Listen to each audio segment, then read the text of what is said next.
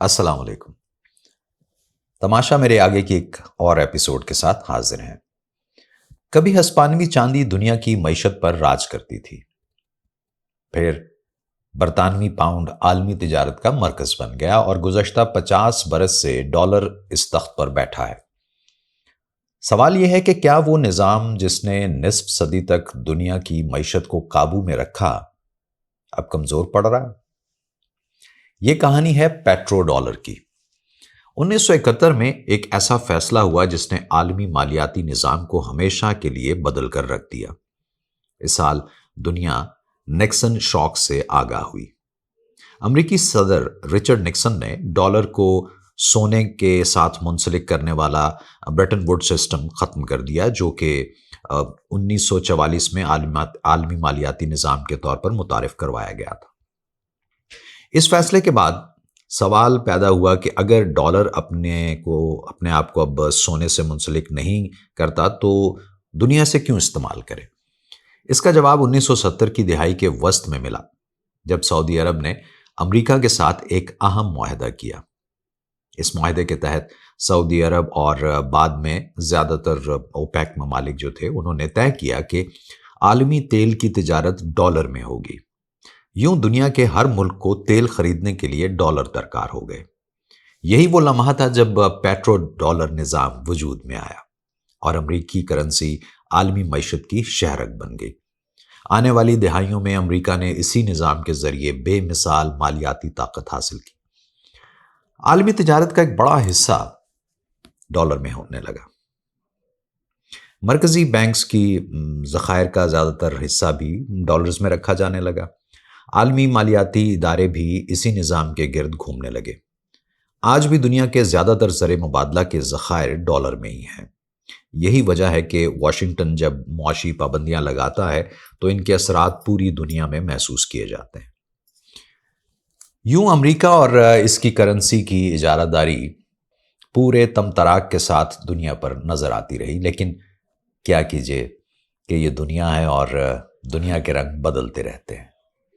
امریکہ نے اسرائیل کے ساتھ مل کر ایران پر حملہ کیا تو اس سے پیٹرو ڈالر یا یک قطبی یعنی یونی پولر ورلڈ کے خلاف دبی دبی سی سرگوشیاں بلند آہنگ ہونے لگیں اور دنیا کے چودھری کو وہ کچھ دیکھنا اور سننا پڑ رہا ہے کہ اس کی چودراہٹ خطرے میں پڑتی دکھائی دیتی ہے۔ 21ویں صدی میں ایک نئی طاقت ابھر کر سامنے آئی ہے، جہاں عوامی جمہوریہ چین نہ صرف دنیا کی دوسری بڑی معیشت بن چکا ہے بلکہ وہ اپنی کرنسی یوان کو عالمی تجارت میں فروغ دینے کی کوشش بھی کر رہا ہے۔ اس نے دنیا میں رقوم کی منتقلی کے لیے استعمال ہونے والے سوئفٹ سسٹم کی بجائے اپنا نظام کیپس یعنی cross border inter banking payment system متعارف کروایا اور اس کی بنیاد اس کی اپنی کرنسی یوان ہے۔ کیپس کو ڈالر کی بنیاد پر تفصیلات کی بجائے تیزی سے ایک متبادل کے طور پر قبولیت بھی حاصل ہو رہی ہے، جس کی وجہ عالمی سیاسی نظام اور اس کے چیلنجز ہیں جو خود امریکہ کے پیدا کرتا ہے۔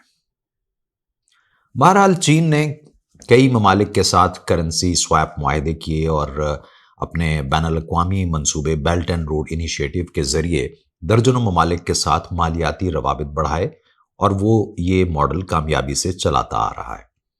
ایران سے تیل کی بڑی مقدار میں خریداری بھی اسی نظام کے تحت کی جاتی رہی ہے۔ ایران نے اسرائیل اور امریکہ کی طرف سے مسلط کردہ جنگ میں دنیا کو تیل کی ترسیل کی ایک اہم گزرگاہ آبنائے ہرمز کو بند کر دیا، جس سے دنیا میں توانائی کے بحران نے پنجے مضبوط کر لیے۔ ابھی حال ہی میں یہ خبر بھی سامنے آئی کہ ایران نے بعض تیل بردار اور دیگر بحری جہازوں کو یہاں سے گزرنے کے لیے مشروط طور پر اجازت دی ہے، اور وہ شرط یہ بتائی گئی کہ اس کی ادائیگی چینی کرنسی یوان میں قبول کی جائے گی۔ مشرق وسطیٰ سے بھی ایسی کئی آوازیں سنائی دے چکی ہیں۔ یہ تبدیلیاں ابھی محدود ہیں مگر عالمی مالیاتی نظام میں ایک نئی سوچ کی نشاندہی کرتی ہیں۔ ایران اسرائیل جنگ کا اونٹ دیکھیں کس کروٹ بیٹھتا ہے، لیکن اس نے دنیا میں طاقت کے توازن کو تبدیل کرنے میں اپنا کام کر دیا ہے۔ ملتے ہیں۔